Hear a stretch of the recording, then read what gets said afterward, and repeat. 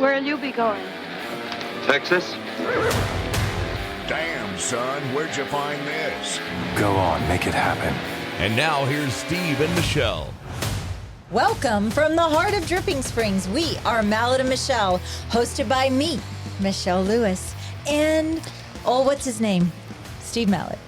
Oh, you threw me off of that one. Jeez. Hey, Michelle. Hi, Steve. It's the end of the year, end of 2024. In a couple days, we'll be messing up writing down 2025. That's right. Actually, I've already been writing 2025. Yeah, this year, even though it's kind of a weird year, it just flew by. It did. I still feel like it's September or October, and it's probably because of the weather, too. Yeah, that could be. We are getting a big freeze next week. I heard that. Yeah, it's 75 degrees out right now. Yeah. Hey. Oh, wait, our guest. Our guest. Cooper Rummel. Cooper Rummel. Wow. Yeah, 18 years old, Dripping Springs high school senior. Yes. Got a full ride scholarship to UT, and being courted by the big leagues. The pros are saying, circling. Yeah, we would like you to come play for us. Yeah, maybe next time he's on the podcast, he'll pull up in his Lamborghini while going and buy us lunch at Faux House. Yeah, that would be nice. I just want one of those signed baseball cards. He'll bring us, Cooper, bring us a baseball card. Don't forget. Don't forget, Cooper. Yeah. Got to thank our sponsors. Some new sponsors this year coming into 2025. Nomic Power Solutions is back with their backup power generation. Jovi Belterra. Yeah, 55 plus living.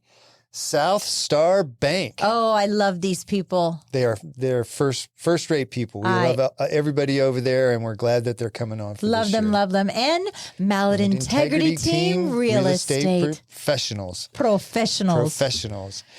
Wow. Okay. What a year. And I know we're not a real estate show, got to say that, but I think it's appropriate that we do a little bit of a real estate wrap up for 2025, which I have labeled, and from a real estate standpoint, the year of noise. What the hell just happened? It was, what a weird year, especially coming out of 2021, 2022, which were by far the biggest years. This is my 22nd year in real estate, and those were by far the biggest. Well, no, I take that back. I had one anomaly back like 10 years ago, but that's because I had a huge sale. But overall, two best years we ever had in real estate. And then coming into 2024 was one of the worst ones we've had in a long time. Yeah. We ended up doing, surprisingly though, you may not know this, our sales ended up being almost exactly what they were in 2019. Really? Did you know that? No, I didn't. It felt a lot worse, didn't it? Yeah, it did. And you know, I mean, we're seeing a lot of people get out of the business too. Thousands and thousands of real estate agents have either gotten out of the business or they're sitting at home about ready to pay their MLS dues going, what the hell am I doing? Mm-hmm. Like, I know multiple agents that sold quite a bit in 2021, 2022 that didn't sell anything in 2024. Quite a few agents. No. The stat I heard is that overall, as a profession, this was the worst year for real estate agents in 35 years. Yeah, there was that stat, I think our friend Donna gave us. Wasn't it something like the worst in 40 years or something like that? Yeah. The less homes were sold. Less units of sales, less income per agent. Yeah, across the board, it was a bad year. I'm still here, can't get rid of me, Steve. Same here. I you know what? Looking at how it shook out in 2024, I'm actually not unhappy with our sales. I think we actually held our own. And you know, pat ourselves on the back. There was some tough months there where you and I are looking at my go-to always is we're going to go sell pencils at the beach. Pencils on the beach in Mexico. Yeah. And I was sharpening some pencils there. Getting out the beach towel. Yeah. So I got a couple takeaways real quick. This was the year of creative deals. We did more seller financing deals than we've ever done. There was a lot of buy downs where, you know, part of the deal would be that the seller would contribute some money to the buyer and the buyer would use that to pay down the rate. I love those creative deals, Steve. I have to tell you, and I know that you don't as much. I mean, but I don't mind them. Listening to you is like, quote, the art of the deal. Really? It's a lot of fun listening to you try to maneuver and figure out and use your creative Well, there's a four-letter lot of words. variables in any real estate deal, and you just got to figure out what works for the buyer and what works for the seller and get them on the same And there's a page. deal to be made, and let's work in the deal. Yeah. If you got two people motivated to make it happen, then you can usually figure it out. The other thing was throwing in stuff. Like we didn't have this as much, but I read deals. There was a couple in Austin where people were throwing in like their Rolls Royces or their Lamborghini or some expensive furniture. 1983 or art. lawnmower. Yeah. 1983 John Deere with a flat tire. Yeah. But there was a lot of that too. You're selling a $5 million house. Well, you really want to sell it. You'll throw in the $100,000, $200,000 car. So, and then people still are not used to, this is the new normal. Rates are going to be 6-7%. Mortgage rates they're not going to go down. They just raised them again. They went up. They don't raise them. Yeah, they kind of go up on their own based on what's happening in the market. But if you get something at 6 and 6.25, 6.5, you're doing pretty good. It's really hard right now for resales because they're competing with the new builds. Well, that was the second thing. New builds were probably the shining star of 2024. Yeah, but you have to really pay attention to those contracts because just because you think you're getting 3 or 4%, they're building it in somewhere. That is true. Nothing comes for free. Yeah. So, but new construction homes outpaced resale homes by a large margin, mostly because the builders can throw in stuff and things like that. But it was a strange year. The reason I call it the year of noise is we had a lot of stuff.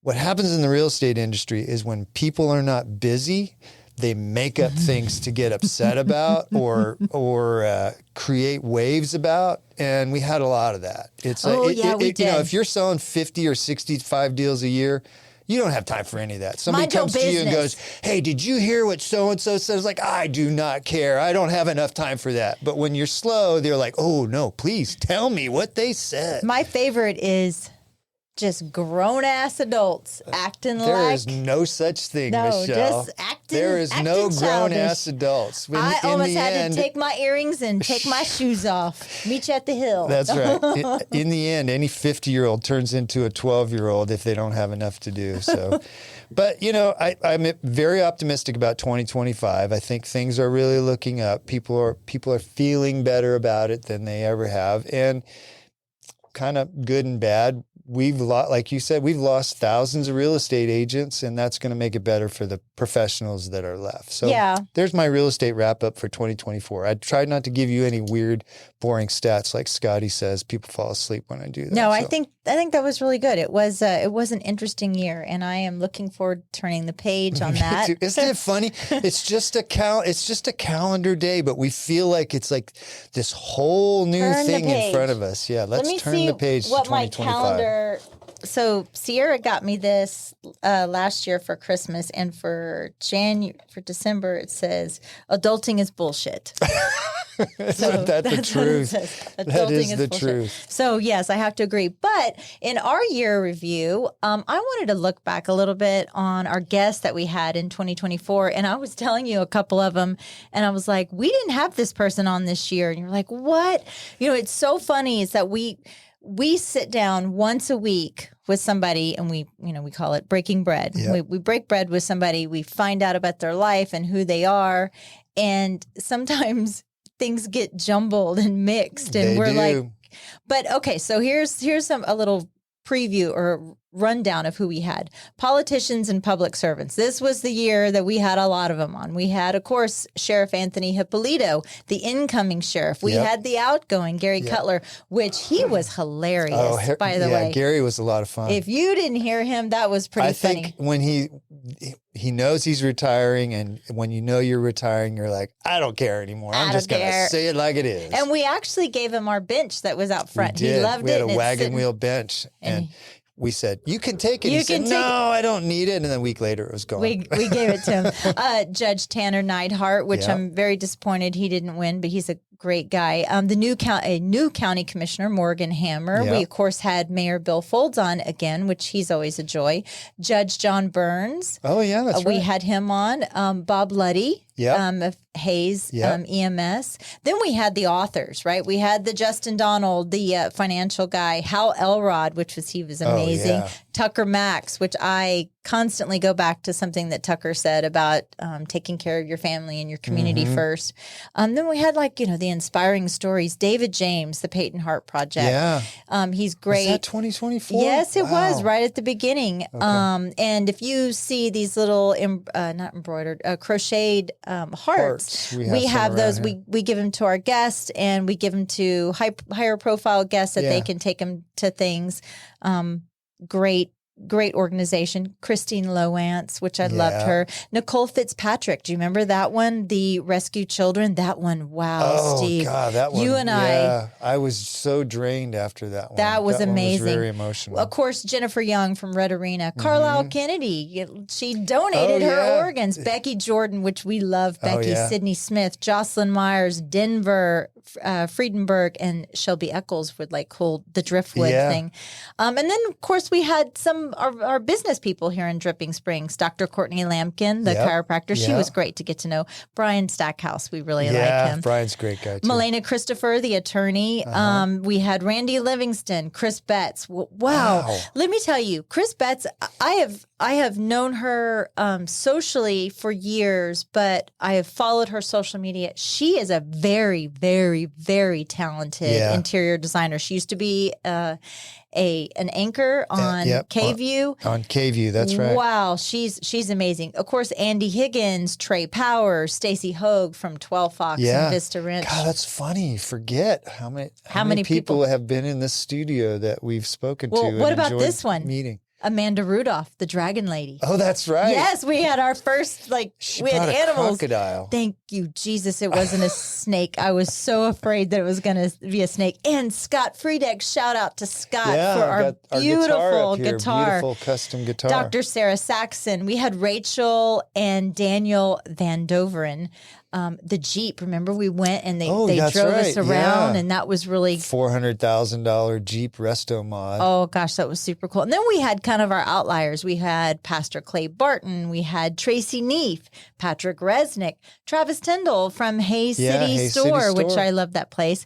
Jennifer Friedman, which we were so honored also to be able to MC the art gala. Yeah, that was a lot of fun. Mitch Hetrick, which we love. Yeah. Mitch now lives in Tampa. Mitch is kind of, and he's doing great. He's doing podcasts. Yeah, living his best life. Katie Walker, which she was our queen of the cul-de-sac. She's Dr. Kyle's sister, which and she brought her little girls with her, and James Kirkendall and Julie Fitzgerald from Sunrise School. That's right. And then of course we had our advertisers. We had Mark Rutledge from Capital Farm Credit, which we really want to thank our advertisers for 2024. He really helped us. When we needed some sponsors to really take this podcast to the next level, Mark stepped up, and we really thank him for that. And believed in us. Again, also Montana Elliott. Yeah. She's Same an amazing with her. designer. Yeah, she stepped up when we needed the money to grow. And Cody Stevens with Nomic Power Solutions. They are continuing. And then here in Dripping Springs, we had our events here in Dripping Springs. Of course, the solar eclipse. Yes. Which that was one of the ones I was telling you. We had Lisa Sullivan on. But she was in 2023. She was in 2023. If you'd have asked me, I would have said, we just had her on. Yeah. It seemed crazy? like it was just a month or two ago. Wow. Of course, we had the TxDOT meetings, right? Which everybody was up and down. Again, we hosted or emceed our first event that we did together. We went to the grand opening of Patriots Hall, which was amazing. October 3rd, yep. Oh, of course, the elections. Right?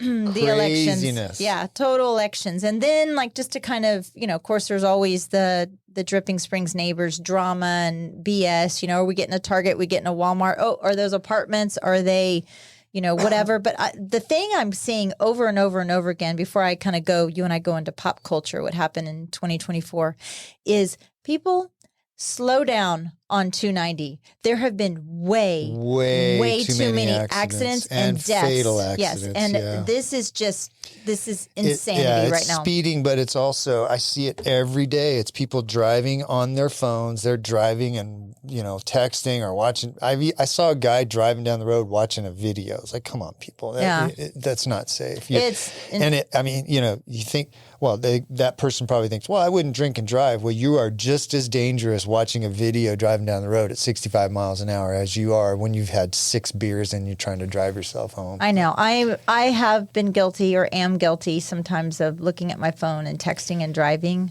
I'm not that much of a speeder. I don't really speed, but... No, I'm not a speeder. No, I'm not going to say that. But we have too many police officers that we know. I'm not going to say I'm a speeder. do the 2-3 second rule when the light turns green, though. I don't trust people on 290. No, I agree. That's actually a really good thing to point out. If you are sitting at a light to pull out onto 290 and the light turns green for you to go, you should pause for a second because people blow through lights on 290 all the time. Yeah, and they're not going 30 miles an hour. They're going 60. Yeah, it's pretty scary. So then we go into the pop culture kind of things that happen. Of course, the Olympics, the AI explosion, the Taylor and Travis drama that was still happening. Well, I could care less. That goes in the year of noise for me. Well, the drones. Right? Yes, that's right. The plasmoids, very demure, very mindful. Yes. How about the, we still have the conflicts in Israel, Palestine, Ukraine, all of that stuff. But there was actually a lot of stuff going on. And then locally, you mentioned a couple already. We had the solar eclipse on April 8th. Patriots Hall opened October 3rd. We had... the Dripping Springs Memorial Skate Park opened in July. Oh, yeah. I forgot about that one. Yes. You remember one of our first guests was Dennis Baldwin, and he was, that was like 2022. And that finally came about. The announcement that we're getting a new 37,000 square foot library here in Dripping Springs. Yes. That's a big thing. City Hall finally got renovated. I don't know if anybody is listening that has ever been to City Hall. It was inside an old church, and it still looked like an old church. So now we're going to actually have a real City Hall. And Dreamland shut down. I thought it was actually kind of funny when they said end of an era, and I was like, really? Do you know when Dreamland opened? Like 2021. February of 2021 is when Dreamland opened. That's not that. That's 3 years ago. 4 years ago. I think the biggest problem that they had was their messaging. Is because they opened up with a bang, everybody loved them, and they did some kind of weird social justice pandering, and people didn't like it.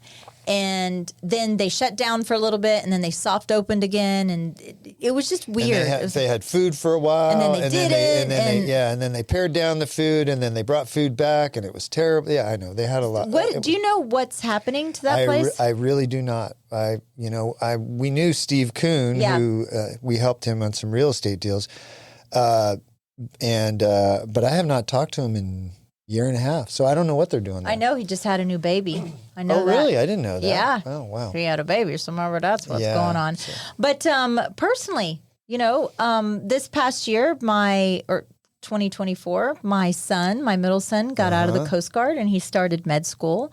My daughter is pregnant with my first grandbaby, Navy. And my oldest son is working on his master's. And then I celebrated 31 years of marriage this past year. Congratulations. And one of, I think this was kind of funny, maybe not for this person, but it was funny for me. I actually married somebody of New Year's Eve last year, and they're already getting divorced. So, so don't let me marry you on New Year's Eve anymore. But that's right. So January 1st, it's going to be season 1, episode 1 of 2025. Don't let anyone else ruin your year. It's your year. Ruin it yourself. Right? There you go. That's right.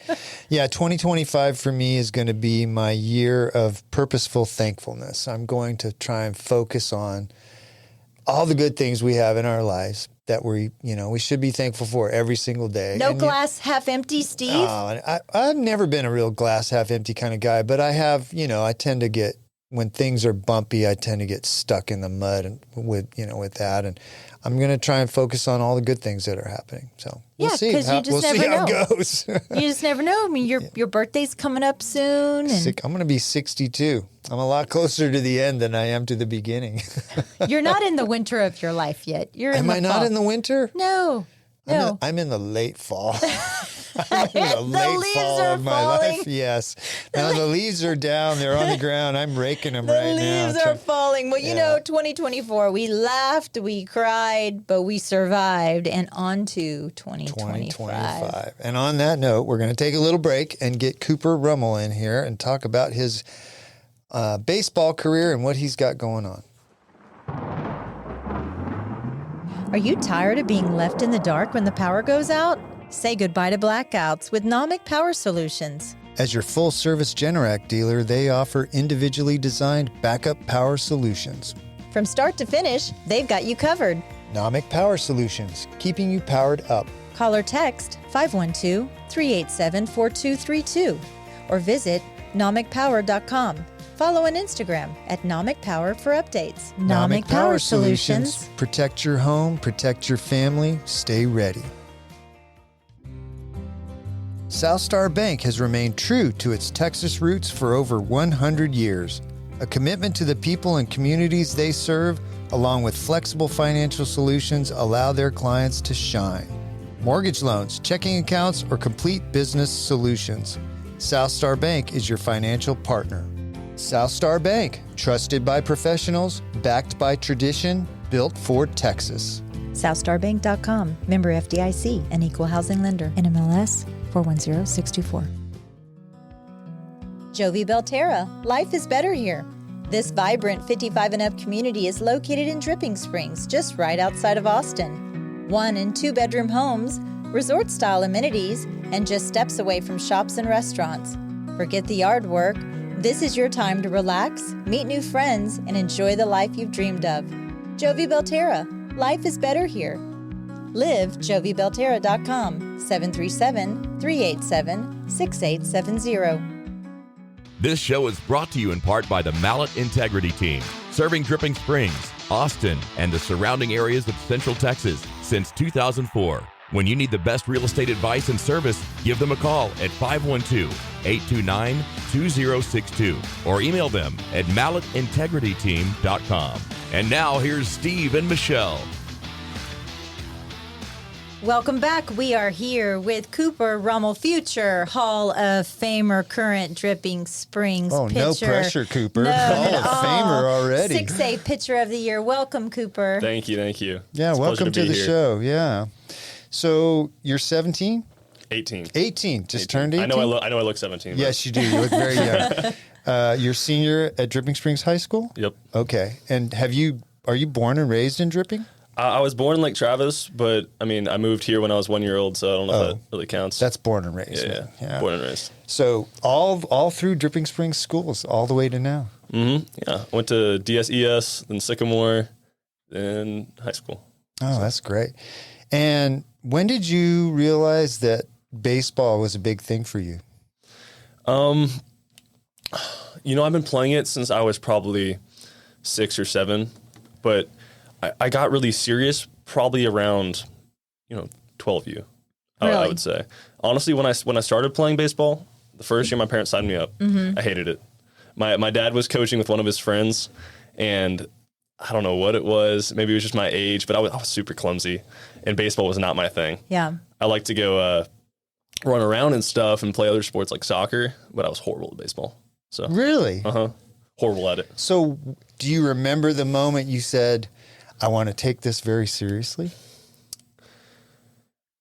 Not explicitly because I was so young. Yeah. But Was it just a kind of a gradual thing where you just, I wonder if your parents were a lot like the way I was a parent. Like, I've signed you up for this and you're going to complete this. that's kind of how it was for a very long time. Yeah. Very sports heavy family. My sisters played, high level softball and volleyball and basketball and track and every sport you could play in high school. Right.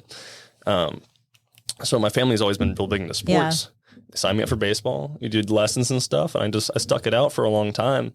I started getting good around 12U, 13U, 14U. Was that club ball Yes, too, that was where club you ball. guys had to travel ball, I guess? Yeah, 12U is the year we go to Cooperstown. It's the big tournament in 12U, and that's in New York, Baseball Hall of Fame. Really cool tournament. But that was the farthest I've ever traveled, and it was for baseball. Yeah. So I was like, hey, well, this is a pretty cool thing, playing baseball, and I have a little bit of talent. I might pursue it and see where it takes me. Did you start to realize you had talent, or did you have people that came up to you, coaches and stuff, that said, hey, you got something special? That's the funny thing. Very much the latter. Yeah. Everybody told me, like, man, you got an arm. You gotta take care of that and see what you can do with it. And I was like, yeah, but I run like 5 seconds to first base. I'm very slow. My bat needs some work. My glove too. But I can throw hard. That's pretty cool. Yeah. Were you always a tall kid? Always a tall kid. I was as tall or taller than my kindergarten teacher.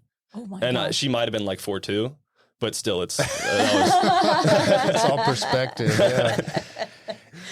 So now you've come up through playing high school ball, and you're still playing club ball, or are you doing both, or is it just high school ball? So club ball just ended for me. Okay. Our summer before our senior year is the last year for summer ball. Okay. So I have my last high school season coming up in about a month. Okay. Getting ready for that. And then it's either go to college or go to the draft. Boy, you made it. You sound that sounds so simple, but it's not, is it? Yeah, it's not an easy decision. No. Yeah. So, I think we're getting right down to the nitty gritty here right away. But obviously, multiple colleges have come to you and tried to recruit you, right? Mm-hmm. But you're gonna keep up with the family tradition. Yep. And but I'm a Longhorn through and through. You're a Longhorn. All right. So have you already committed to UT? I have. Yes. I committed, and then I signed in November. But you committed very early on, correct? Very early on, yeah. So when I said I started like taking baseball really seriously on like 12U, 13U, that's when I started to kind of get better, and then 14U summer, so the summer before my freshman year of high school, I got a lot of college attention because I went to some really big tournaments and I did really well. I started talking to UT, Tennessee, Duke. I talked to Oklahoma State. I talked to Alabama. I talked to LSU. Talked to a lot of colleges, right? Jeez. And this was all before I'd even stepped foot on the high school field. So wow, a little bit of pressure. And then a year later, that's when I commit to UT after considering all my options and seeing it through for a little bit. So once you commit, you could change if you wanted to, right? Mm-hmm. Like, okay, there's a whole. My kids didn't go that route, obviously. Yeah. So you can commit, like if you committed to A&M and then all of a sudden UT comes up, like, okay, we want you, then you can switch. You're not committed. You're just verbally saying you're committed to go play with them. Yeah, commitment is purely verbal and you can change it on a dime. But now that I've signed, that's more of a legal, okay. If I'm going to play baseball in college, I got to go here. But you're also now a draft prospect, correct? Is that what, so you're having visits to your home by bigger people? Like people from major league clubs, minor league clubs? Major league clubs, yes. So there's a scouting kind of hierarchy that goes on for these things. You have your, I'm going to butcher this so bad. You have your top guys, right? There's very few of those. Nobody will know, Cooper. You can say whatever you want. Nobody will know. Go ahead. We have 12 people that listen and Steve's mom. Yeah, that's right. So I'm not going to use any of the correct names, but I'll make some analogies. It's okay. So you've got your top guys, and there's probably 2 or 3 of those for scouting for an organization. Then you have your regional guys. Then you have your area guys. And there's a few steps in between there I just skipped, but this is my general understanding of it.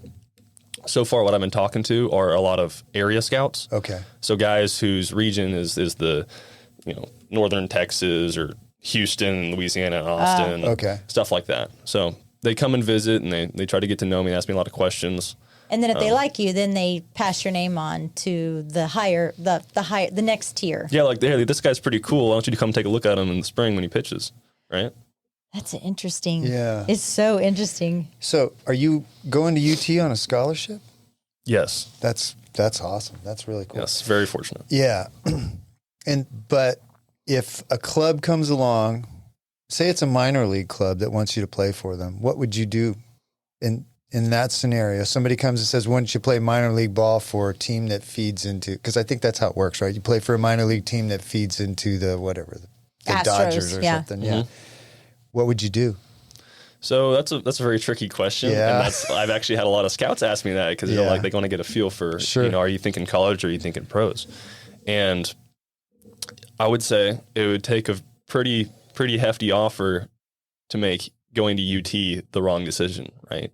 But there definitely are offers out there that you can get from teams that would make that reasonable. So outside of baseball, and I know that is like your drive right now, what do you want to major in when you go to UT? Oh, that's a hard thing.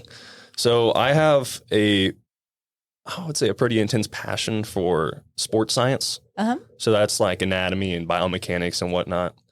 I started lifting in 7th grade, and I didn't go to like lifting coaches or anything. I just kind of did a lot of research on my own and built my own programs. Huh. So I'd say that's how I got into it. And then, furthermore, the biomechanics side in baseball, learning how to pitch and whatnot. Pitchers are kind of like the nerds of the baseball world. Is that right? I didn't know that. I thought the pitchers were like very the much captain, so. Like the king. Oh, no, that's the catcher. Fun. That's the catcher, I would really? say. Uh-huh. Oh, geez, we're learning all kinds of things about baseball. I didn't know that. If you ever hang out with pitchers, I mean, the guys playing the pros are all big storytellers because they hang out in the bullpen for so long. They just talk to each other and they nerd out. That's so funny. I didn't know that. Yeah. So what is sports science? Sports science is just medical science. So biology. I'm not going to say chemistry because I don't know very much about chemistry. But would you be on the medical track in that sense, or would you be more of like? That'd be more like a trainer for a team, like somebody that helps with injuries and things like that. I would say it can be a lot of things. You could like train to be a PT, or you can major in kinesiology, or it's a whole host of things. Yeah. And that's I still would have to decide on that. I'm by no means set on any one path. You haven't figured. Does UT prep you being a D1 athlete and managing your studies in that sense? Do you get tutors or do you know how that works yet? I know a little bit. Okay. So we're going to get tutors and whatnot. Just any help we need to pass our classes because they want us to be able to play. Got to be able to pass. So yes, we get help, but as for what major we decide on or what classes we take, that is up to us ultimately. A lot of guys will major in the easiest thing they can find, right? They just want the college degree, like real estate, because they know they're going to go on and play. I hope they go on and play pro sports, right? Yeah, a lot of guys do. Or Did you hear what I said? No. Go major in the easiest thing you can find, like real estate. Oh yeah. I thought you were going to say picking up chicks. Oh yeah, picking up chicks. Major in baseball. Yeah, I want to circle back. So this opportunity, you go to UT, or you have these talent scouts that are maybe enticing you to go the pro route. Do you know a lot of other athletes that have gone right from high school to pro sports? Well, yeah, actually, Theo Gillen, who played for Westlake last year, he hit a triple off me. So I would say I know him pretty well. And yeah, he went first round out of high school. Really? So, and he's playing pro ball now? Well, he's in the minors now. He's in the minors. Yeah. So how long do you have to be in the minors in order to go play? It differs for a lot of people. Okay. I would say on average, it's 4 to 5 years if you're just going through at a steady pace. Because they're training you. The minor. Oh, sorry.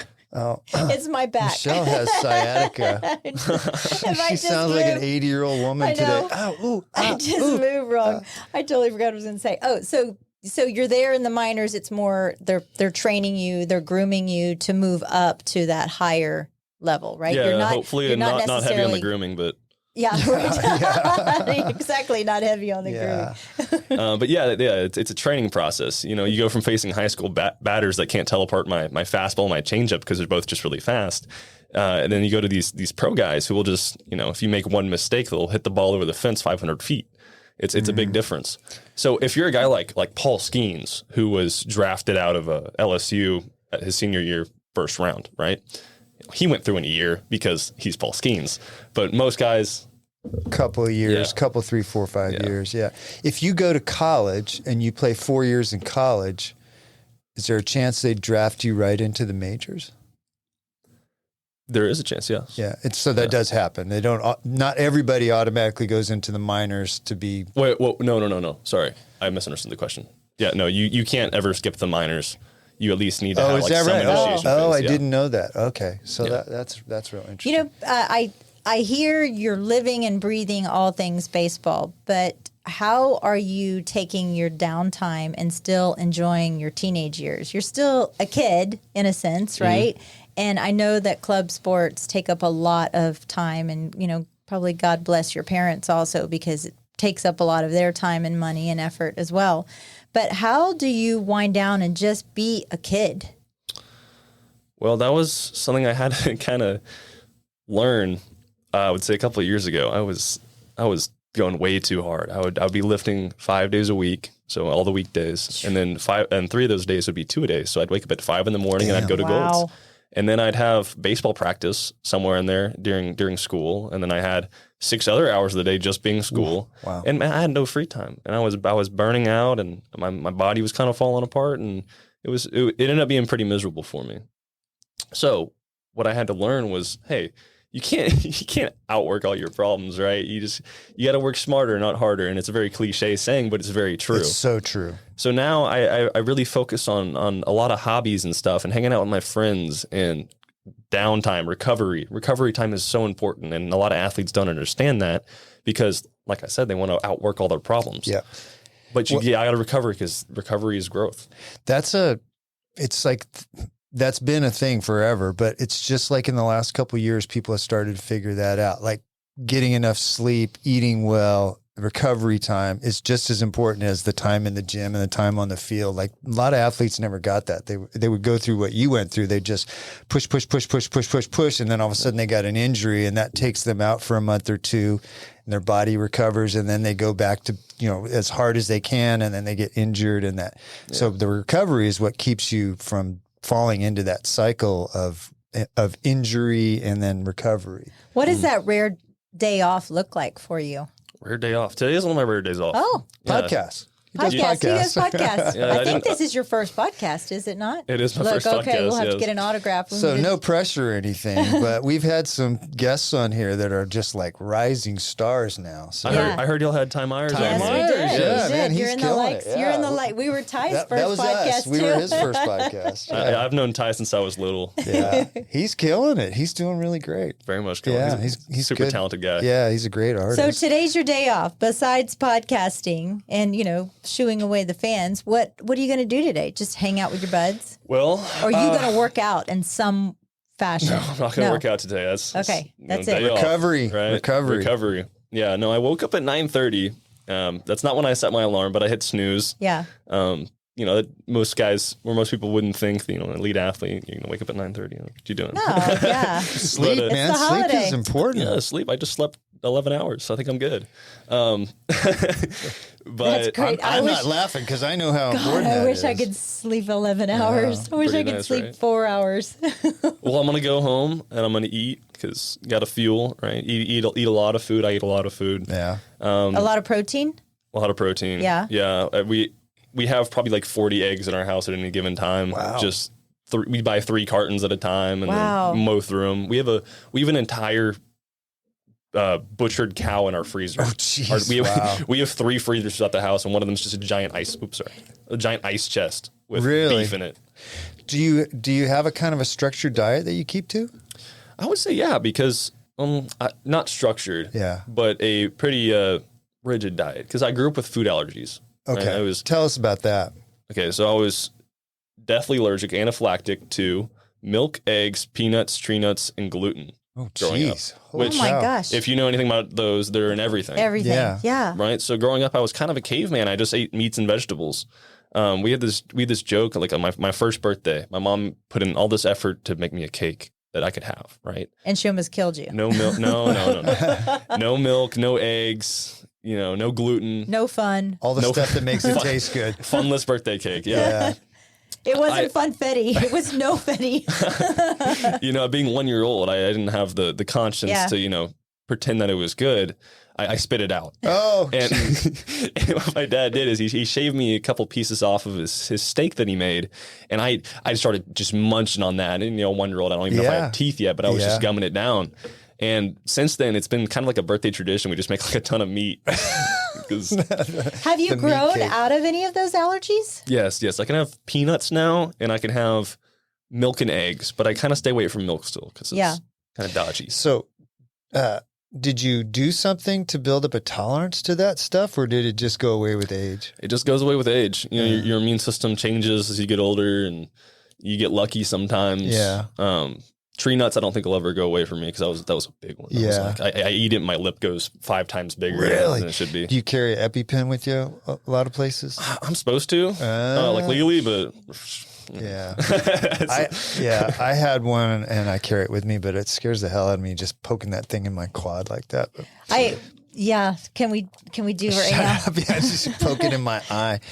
I want to go back to baseball. In your bio, you said one of your goals is to, my lifelong dream is become the best baseball player of all time. That'd be a cool one. That is a really great goal. And I love that. And that's a big, bodacious goal. How do you plan to do that? You must have a plan in place for how you're going to go about that. Yeah. 'Cause you're on the radar of almost everybody right now. Yeah. Well, I like to set my goals high because what's that saying, like shoot for the stars, and if you miss, you might land on the moon. Yeah. I think that's why I do that. Yeah. I like to have great, big, open goals to shoot for. I think you should. I really think you should. Give yourself some purpose to live for. But as far as a plan goes, I've got a lot of little goals that'll feed into that, right? Like I've been lifting for a long time. One of my goals is just get stronger, right? Yeah. That's as vague as it can get stronger. So it's a constant, lifelong journey of learning about this stuff and then applying it, hitting the gym, putting in the hard work, but also, learning about pitching, network with a lot of people in the baseball world, learn all what I can learn from them. You're very articulate for being I agree. A young you teenager. You have a really good voice too. You could be on your own podcast. Yeah, you're gonna be a sportscaster too after baseball, after your Hall of Fame. Yeah, thank you. I appreciate that. Yeah. I never thought about the networking side. So you're saying networking? That's like learning the business of baseball and how to train and all those kind of things, right? So you're learning that by surrounding yourself from really high performance baseball players. Yeah, baseball is about as much of a team sport as team sports get, right? And there's such a big learning curve as you go up in the system.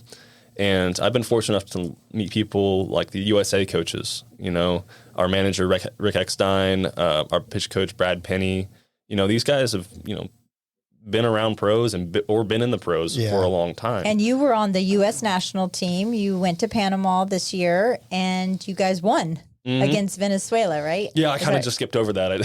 Sorry. So where should I start? I don't even know where to start. Just go ahead. Tell the story. Yeah, tell the story. Was it U.S. Nationals? No, it can't be the U.S. Team USA. Yeah, Team USA. Team USA. That was pretty. I And remember. What was the tournament? It was the Team USA World Cup qualifier. Yeah. World Cup qualifier. Okay. Tell the story about how all that went down. Okay, so just before I completely forget about those names I just said, those were just coaches I was going to say, had some impact on me. Right. Just people that were good to learn. Yeah. But Team USA, that's been something I've kind of been affiliated with since 15U. So when I was like 16, 15, I went to a few events in North Carolina back then, and I got the attention of some of the coaches because I did pretty well. And I was invited back for the next year. It was a training camp with a bunch of teams. Did pretty well again. Got invited back the next year. I don't know my timeline there, but I think it ended up being this year where I went there again for the training camp. A bunch of teams, a bunch of players. There's 80 kids from across the nation. We play 4 teams, kind of round robin style, where we all face off against each other. And there are a lot of guys there that I would say are better than me. Right. I mean, my top fastball speed is 96 miles an hour. Holy cow. There was a guy there who throws 100.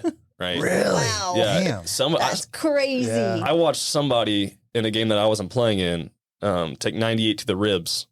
So yeah, it was just everywhere. I mean, oh, jeez. Yeah, even the guys that were like, they didn't make the team. I mean, they the best talent in the nation. Yeah. It's pretty crazy being there. So when I pitched, it was a lot of pressure in those situations because the guys you're facing are really, really good.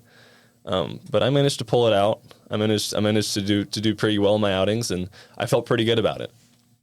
A few days into the workout, the camp, whatever you want to call it, they sat us all down in the hotel room we were staying in, brought us all down for dinner, and without any ceremony, without nothing, they said, without further ado, here is the 2024 U18 USA national team. And they just started listing off names. And we talked a little bit about this before the podcast, but I'm half deaf and I wear a hearing aid. Yeah. I did not have my hearing aid in. I was the second name called, and I still wasn't like prepped for it. And there are a couple other Coopers there, and he kind of mumbled my last name, and I was like, wait, did he call me? Right? Because I mean, he's listing off the USA team. I'm pretty confident in my skills, but still, that's a bit of a leap from where I've been so far. And man, I was just over the moon. I bet. Over the moon. When they told us to stand up and walk outside, I kind of like hesitated. I was like, I think he called me. That's a big moment. You said there's a lot of Coopers in baseball. I can see why. Cooperstown, they're probably, they do. Yeah. Don't you think so? Yeah, I'm sure. So you go to this tournament. How many games did you play? Okay, yeah. So after we were selected, we went home for a week back from North Carolina. And your mother was thrilled. Yeah. We were with her right around. We I were remember doing that. a tour or something, and your mom could not. The smile on her face from ear to ear. Yeah, no, mom and dad are my biggest fans. And That's great. They're always supporting me. But we went home for a week. Then we packed our bags again and went back to North Carolina. Okay. So not to Panama yet. Yeah. Went back to North Carolina, and that's where we played Canada. We had, I think, 2-3 games against Canada. They were facing our 16U, national team before us. So now you're officially Team USA, right? As you're playing in North Carolina. Yeah, so you're playing with that. Officially that team. on the USA team now, and Okay. we're there kind of getting to know each other, practicing a little bit, sparring off against Canada. And I pitched 1 inning because on Team USA, I've never been a closer, but I was a closer for Team USA. Okay. Usually I'm a starter. I pitch like 6 innings and I go for the majority of the game, but apparently they wanted me to close and just come in there and put the hammer down. Okay. But we faced Canada, blew them out of the water. They were a good team though. They're probably bigger than us on average per player. Really? I don't know if they're just eating maple syrup there or what, but pretty big boys. They're drinking stout. Yeah. Yeah. So we beat Canada, and then we went go-karting. Actually, they were With the Canadian team? no, with together. the You were Oh. team building. It was The a coaches team were building okay. exercise. Okay. That's a great idea. They told us we were going to go on like a philanthropy visit, and we're driving to a hospital, and we're all like ready to do that. And we pull into this go-karting place. It's like K9 or whatever go-karting, and we're like, what are we doing here? Are we taking a stop? Are we breaking? And he's like, all right, everybody get out. We're gonna go. Gonna go have some That's fun. a great idea. You get to know each other a little bit better. Yeah. Yeah. And then I learned that I'm not good at go-karting. Who would have thought that being 230 pounds on a little bitty go-kart doesn't Yeah. You definitely. You're probably have to sit terrified there. too about somebody hitting you. Like, don't. Oh my gosh! I was thinking like, are we actually go-karting with the USA team, or like, what if somebody gets hurt? Yeah. Okay. Flip one of those things over. Yeah. So was the next game in Panama? The next game was in Panama, but that Okay. was like a week later. A week later. There's so much time between all this. I Yeah. probably spent 2 months out of my 3-month summer just out of state. Wow. So yeah, day after that, they told us to ship our bags back home because we won't need them, and they supplied us with a lot of gear, and a lot of gear. Wow. And like half my closet is USA clothes That's now. cool. Look, I'm wearing a USA baseball shirt That's right now. awesome. Yeah. So we all flew down there, and I just want to give a quick shout out to our one of our managers, Joe, because this dude, he scheduled all of our flights. He arranged for all of our food to be there. Jeez. And when we were waiting in the check-in area, he passed out. He just, it was like 3:00 in the morning because we had the one of those really early flights. Yeah. And he had been up all night, making sure everything was right. And Crazy. he just passed out standing up. And I don't know Exhaustion. how hard you need to work to do that, but I mean, I got to give my efforts. I mean, my commitments to that guy. And it's cool that you say that, because I think a lot of people forget, like the pro athletes that are on the field, for every pro athlete that's on the field, there's like 20 people behind the scenes that are making sure that all happens. Isn't that right? There's like so many people supporting that are there that you couldn't do the job without them. That leads 100%. to a question that I have for you is like, you've been playing at such a high level, like for your age for so long, but what do you think the biggest lesson that you've learned from playing at that level that you can kind of pass on to somebody else that's wants to be in the same position that you're in? Well, I would say that, you know, when you hit that level, I see a lot of guys who, you know, feel great about themselves. They get kind of a big ego, but you're never bigger than the game, right? And the game is all about the people you play with, right? Without the fans, you know, you're never going to have success playing the game, because they're the ones who support you. Yep. Without the coaches, you know, they're kind of the ones who are going to lift you up throughout the years. And then when you're done with it all, the best thing you can do is give back. So that's the kind of things I've learned, that baseball is more than just like a game. It's cool. Kind of I don't even know what I'd call it, but it's bigger than. It is, and it's the national pastime of the United States of America. I mean, it's been a big part of our culture for 100 years. That's right. You touched a little bit on you being half deaf, and you told us a little bit before we started airing is that happened when you were 12 years old. So you do wear a device in your ear occasionally, and you don't wear it. You were saying that you don't wear it while you're playing because you don't need to hear in baseball, which I didn't. I mean, I guess football you do. I thought you would. I thought you guys would be yelling at each other on the field, but I guess bunch not. of hand signals. Maybe they are, and I just don't hear them. I don't seem care. to affect you. I don't care. I don't care. I'm not deaf. I'm just ignoring you. That's right. That's what it is. Yeah. But it hasn't affected your play at all. Well, no, not really. I actually lost it while playing baseball. Like I remember when it happened. Was it like a quick thing that happened? Like, super quick. Really? I mean, I had no warning. I was in some batting cages when I was 12, was 11 or 12. And we were just ting, ting, ting, hitting off the tee, hitting off the coaches, whatnot, in this little indoor enclosed batting cage. And I think a cold front had just rolled through. So it was like, was it high pressure, low pressure? Yeah, the low pressure. Low pressure? Okay. I remember everything was super loud. And my friend had just gotten this new Marucci Cat 9, which is a type of bat. And it's aluminum. It's very ping, ping, very loud, very loud. His name's Harrison Vallow, and I'm going to say that just because I always give him crap about making me go deaf. And I have to plug that in here. Thank you, Harrison. But he was just, hitting the ball. I was standing right behind him. And on one of those hits, I felt this, it almost felt like somebody shoved cotton in my ear. That's crazy. And I was like, I kept itching my ear, like itching behind my ear. It felt like it went all the way down to my ear canal. And I had no idea what happened. And I didn't know what happened until I got home. And I was walking through the front door, and I got really dizzy and I almost fell down. Oh, jeez. And I'm like, what is going on? I have no clue. I don't tell my mom anything. I just go to bed. That's a typical 12-year-old. Sure. Yeah, well, because I figure whatever it is, I'm just feeling weird. I'm just going to, wake up and I'll be gone. No, I woke up and I didn't hear my alarm because I was laying on my left ear. And I kept going, psh, psh, psh, psh, trying to cover my ear and trying to hear it and see if like what was going on. And I walked down the stairs and said to my mom, "Hey, Mom, I can't hear out of my right ear." And she goes, "What? Come here." And she's like, she did a couple thought tests. There was a bug or something in your ear. Right? Maybe a little earworm or something. Yeah. But no, I lost all of my hearing in my right ear just like that. And it's total permanent. They say that was the thing. We went to the doctor immediately to go check it out. And I skipped a bunch of school that year because we went to a lot of doctor's visits. But yeah, they were like, okay, you have idiopathic sensory neural hearing loss, which basically means we don't know what happens. You can't hear and we don't know why. Wow. So a lot of hearing tests later and a lot of methods later, I ended up getting about 30% back. So imagine holding a pillow to your ear and then like all the sounds coming through that. Yeah. That's kind of what it sounds like. Okay. So I can tell like when you're talking to me, I can't tell what you're saying. And I can tell when things are going on around me, but I don't know what's going on. So when you have the hearing aid though, is it better? Yeah, I would. What's a good analogy for this? You remember those like 80s movies where like you're like in a computer and there's like everything's like a bunch of green lines and whatnot, like the Matrix. That's kind of how I feel with the hearing aid in. It's like I can tell the structure of what's going on. Okay. But like all the details are kind of lost on me. So it helps me in conversations. That's a good way to put it. Yeah. Yeah. But it hadn't seemed to slow you down at all. No, that's good. That's good. I'm going back to baseball stuff. Oh, well, yeah. We didn't ask him. One of the questions I wanted to ask you is, do you see yourself ever on a baseball card?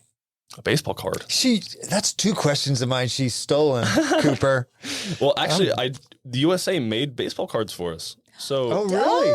So maybe I should have brought some. Yes, you better bring one by for sure. Do you have extra, or is they like? I have a lot of extra. They sent me, I think, We like would love 50. it. You need to drop us one off. We want one. Yeah, you better need to sign it and bring it up. I don't know. Is it more valuable signed or unsigned? I don't know. Baseball Probably cards signed. are weird.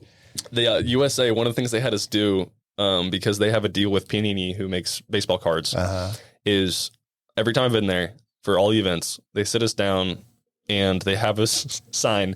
This time it was, I think, 3,000. Oh, goodness. 3,000 little slips of paper that are going to be stuck onto the cards. Okay. And I mean, when I tell you that takes a little while, it takes a little while. Yeah. Yeah. By the end of it, your hands like falling apart. Yeah. And your eyes are dry. Have you adjusted your autograph now? Oh yeah, I got it on lock now. And It's like whenever I have to sign something at at a restaurant or like a little bill, I just have whip you it out. have you had a kid walk up to you yet and say, "Can you sign this?" And I haven't, but it's going to happen. I've had grown men do it. Oh, really? At the USA events. I'm pretty sure they just want the cards they can sell it. Yeah. It'll be cool though when a little kid comes up and they just want it just because it'll no, I totally lied. I have had that before because I coach a little team every now and then, a little 9U team. And when they found out that I was on the USA team, they all ran up with bats and gloves and balls and like, cool. Cooper, right on That's this. really cool. Yeah. Well, being a role model though has some responsibility. How do you feel about that? That these kids looking up to you and watching how you handle yourself and what you say. How do you feel about that? Just gonna keep me myself. I Yeah. mean, if I think I'm doing something wrong, then I'm going to try to change that. I'm not going to, yeah. You're pretty grounded though, Cooper. I think that, I know that you hang out with a good group of kids at Dripping Springs High School and your parents keep a close eye on you, but my interactions with you, just scheduling the podcast and the pre-interview process, I was really impressed with your communication skills. And, I was talking to your mom and she was like, nope, that's his deal. He's going to make all the arrangements. It's his schedule. And so you're managing your schedule right now, right? With all of these visits that are, obviously your help, with your mother's help and stuff. But for the most part, you're having to manage everything that's kind of coming down the path for you. Yep. I'm doing it all. I'm reaching out to scouts and stuff, or they're reaching out to me, sorry. Yeah. And then I'm getting back to them about all that and, putting dates on the calendar, and I'm doing everything with school. And I would say I'm pretty busy right now, but the scheduling that's a lot of it. I just get a lot of text. I think it's refreshing though, I'm sure, when scouts come and visit you and how articulate you are and how polite that's not only your skill. They're looking for a certain mix of athletes, right? How articulate you are, how you carry yourself, what your character is, and in addition to how fast you can throw a ball. So they get the scouts, they see a lot of guys who have talent, right? But the ones who make it farthest in the game are people who will take in all these resources that are given to them at the pro level and build upon them. Yeah. Have that intrinsic motivation to do that. Yeah. And those are the guys who make it the farthest. Yeah. So I think you'll make it really big one day. It's a whole different ball game when you get to the top and the pressures that you have to perform. So there's the mental aspect of that, but there's also you run into some big money. There'll be some freeloaders that might show up at your doorstep. Oh, yeah. Are you preparing yourself for one day having to manage that lifestyle of, you have more money than you know what to do with, and you'll still be young? Are these people really my friends, or are they my friends because are you talking to people about what that looks like and kind of learning and preparing for that? I think I'll take it as it comes. It seems a little, I don't know, maybe arrogant to think about doing that as I'm still scrounging for money to go to Faux House with friends. But I bet you every pro athlete, though, feels the same way at some point in their life until somebody comes into them and says, hey, we've got this, $30 million contract we want you to sign. You're like, holy cow. Well, one day your life changes instantly. as he pulls up to Faux House in a Lamborghini. We're like, you still scrounging, Cooper? My advice to you would be at least do some research on what that looks like. I'm sure there's resources, like especially with UT and things like that. Because now you can get paid, right? Or you can have sponsorships as a college player. Yeah. So I would assume, I'm totally going blind here, that there are consultants like within the UT system that are going to help manage that. But it hasn't happened in recent times. But there's a long list of professional athletes that have made millions and millions of dollars, and they die penniless. So you just need to be prepared and do some research on what it looks like when you hit the big time, because it will come at you a million miles an hour. And if you're not prepared for it, it can just run you over. Cooper, do you have a manager already? I have an advisor who does a lot of, reaching out to people for me and gives me a lot of advice. It's in the name about everything I'm doing. I'm imagining Jerry Maguire right now. That kind of, have you ever seen that movie? I have not.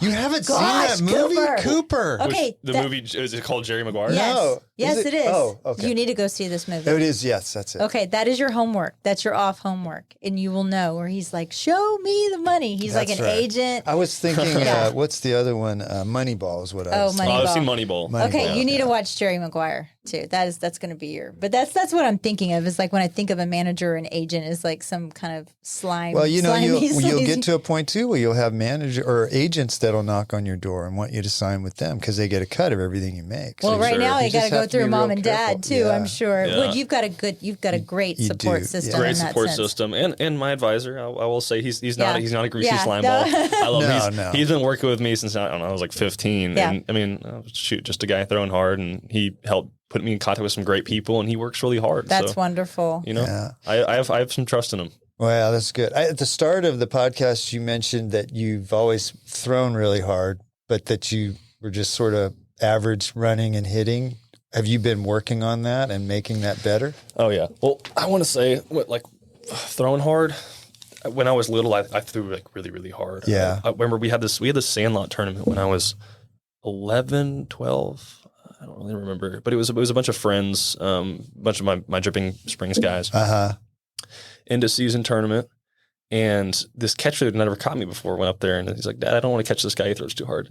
And his dad's like, "No, go out there, buddy. You got this. You're fine." Yeah. And my warm up pitches, I threw the first one right over his head, like 2 inches from his head. He just didn't even move his glove. I don't know if he didn't see it or what, but then He was terrified of he you. was terrified, and I felt really bad for him. But next pitch comes and it hits him square in the face mask. Oh. Yeah, and you're like, okay, that's pretty bad. It's right in the face mask. But no, he was knocked out, and he just tilted over. Oh and fell my over. gosh, jeez. And I mean, if that gives you any indication, I was throwing like missiles at these kids. Jeez. I don't believe you. Here, I brought a baseball. Throw it at Steve. That's crazy. I have some rapid fire too. Well, I want to. to. Oh yeah, sorry, I didn't answer The your question. running and hitting. Yeah, let him finish that. Running and hitting. So I don't hit anymore because.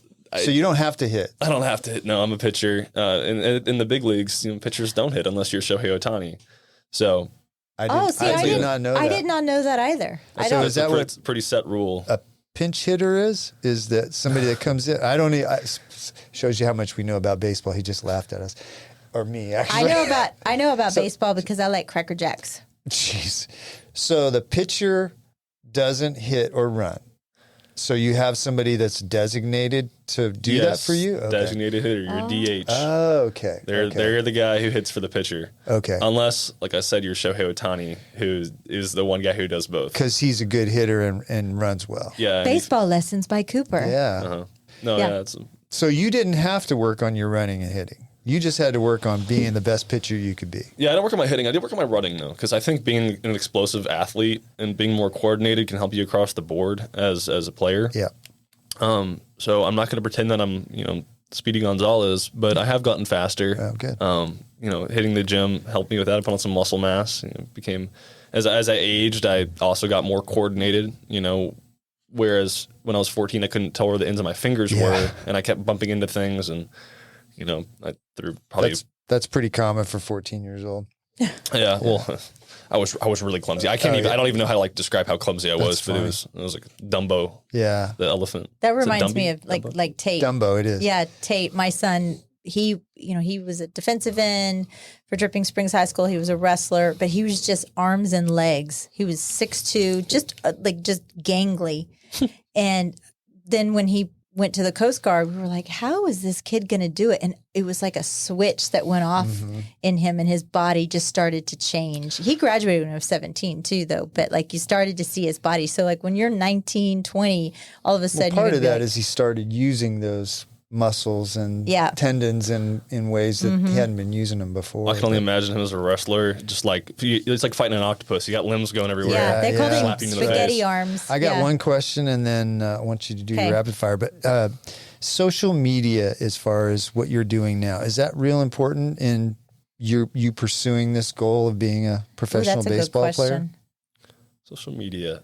Like, do you have to put your stats and your videos, Huddle, and all that stuff? When I was going through recruitment and for college, I put a lot of stuff on Twitter, videos and stuff, because that's what the scouts wanted to see. That's what Cedric was saying. Jackson Mills, we work with his dad, and he was saying the same thing. He has a Twitter account, and he puts his stuff. That's pretty standard for college recruitment, but now I don't put a whole lot of stuff on social media because a lot of places do that for me now. Okay. PG. I've been to some PG events, or this Perfect Game. Sorry, that's a baseball organization, and they've posted a lot on me because I've been to their big events. Right, and then USA. Right, there's a lot of USA footage there, and whenever scouts want to see that, they just go to those places. I gotcha. So I don't post a whole lot on that stuff anymore.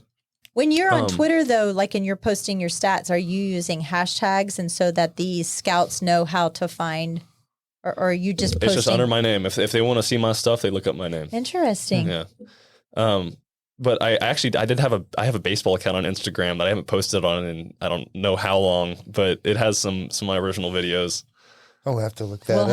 We'll have to go back. Michelle stalk you and find it. Yeah, I already have one of your Instagram handles. But yeah, I mean, I guess also protecting yourself too from social media, because, you want to rise to a higher level. And, as teenagers, you do stupid shit on social media. Are you on TikTok? I'm not on TikTok, no. I'm trying to save my brain. You and me both, brother. Not yet. Michelle told me before you came in, she goes, we got to get on TikTok My in brain's 2025. rotten already. No. Yeah. I think Instagram Reels is worse, honestly. Really? I can't. I have to delete Instagram throughout the week, so I'm not just scrolling constantly. Because Reels is TikTok. Just reposted. Yeah, it's really easy to get sucked into that. Okay, so here's a couple of my rapid fire questions. What has been your favorite city to visit during your baseball travels? Ooh, that's a hard one. Favorite city? I would say Panama, because I've never been before Panama. I had never been out of the country before. So you had to get a passport and everything too, right? Got a passport. Wow. My parents didn't even go with me for the first little while. We flew down with the team, and that was my staying away from my parents in another country. Yeah. Didn't they show up and surprise you? They did. Oh, they that's did. Cool. So about halfway into the trip, about a week in, I walked down to the lobby, or I get out of the elevator in the lobby, and I'm walking to go get dinner. And I see this bald, shiny head sitting in the lobby, and that's my dad. And I'm like, no, surely that can't be my dad. He doesn't even have a passport. How would he get down here? And then I see my mom, and I'm like, no way. Oh, that's cool. I walk over to him. I don't even know how to react. I'm like smiling. I give him a big hug, but my dad got his passport while I was out of country. Wow. And they decided to book a surprise visit for me. And they came and watched a couple of games, and then they had to go back. That's so cool, though. That's a tight family when they'll do that. Well, this was one of Steve's questions, but he never asked it, so I'm going to ask it. Do you have any game day rituals or superstitions? Superstitions. I'm not a very superstitious guy. My ritual is my warm-up regimen. I'm pretty regimented for that. But I mean, superstitions, I have some pairs of underwear that I make sure that I wear because they're the ones that fit the best. Okay. That's my only one. That's my only superstition. Wear clean underwear. Yeah, that warm-up ritual, do you stick to that even if they're trying to hurry? You're like, I got to get this done because it makes a difference? I'm pretty flexible, but I would say I just have my stuff written down, right? Okay. Like some guys, they go out there and they're like, I'm going to do some bands. I'm going to do some arm circles. I'm ready to go. No, I like to I do some sprints. I get really hot, throw a long toss, do bands. I got some other goofy stuff I do. but like I just want to be like steaming by the time I got to the mound because then I'm ready to go. Right. I can't make any excuses. I'm ready to go. I can tell you what, as you age, that gets more and more and more important. So stick to it. So just ask me as she sits here wincing from her sciatica. She did not warm up this morning. I did not. I tried. If you could meet any baseball legend, past or present, who would it be and what would you ask them? Baseball legend. I've always just said like Nolan Ryan's my favorite player because he's Nolan Ryan. Pretty cool guy, you know. And he beat the crap out of somebody on the mound. That's like the best, the best fight. But I mean, allegedly through 108 back in that era too, when guys were throwing like 91, 92 in the majors. I mean, I just want to talk to him. What makes the difference between somebody that pitches 96, 97 and somebody that pitches 103, 104? What's the difference? Is it muscle strength? Is it tendons? Is it technique? Well, if I knew for sure, then everybody would throw 104. I don't know, Steve. What is it?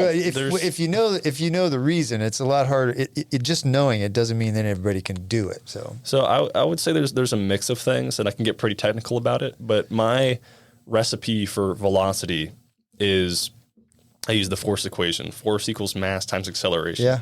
So in the mass side of it, you want to have the ability to be pretty heavy, have some muscle on you, generate that force. With the acceleration side, that's the side that requires you to actually have the muscle mass and not just be like a big blob of fat, right? Because you want to be efficient in your movements. You want to have a practice throwing pattern that is as efficient as possible, that allows you to fire as quickly as possible. And then combined with your strength and your size, that's what generates the force needed to get the velocity. That's cool. I like that. He's really thought that's that very. out. Do you have a walk-up song? A walk-up song. I'm going to do this year Danger Zone. Danger Zone. Ooh, I like that. By Kenny Loggins? That one? I think that's the right one. But the one in Top Gun. Yep, that's it. That's it. After you watch Jerry Maguire. So what does that? Does that mean that you sing that to yourself as you're walking up to the mound? No, they play it as he walks I didn't know out what to the mound. It was a good question. It was a good question. What would you say? It was Kenny what? Kenny Loggins. Yeah, I'm going to get Kenny Loggins out there to play for me. Oh, yeah, okay. he's going to get out there. All right. Yeah. Well, when you hit the big times, you'll be able to do that. So he'll be honored.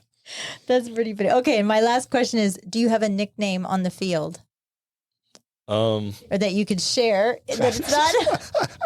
I have a few. I don't know if I can share any of them.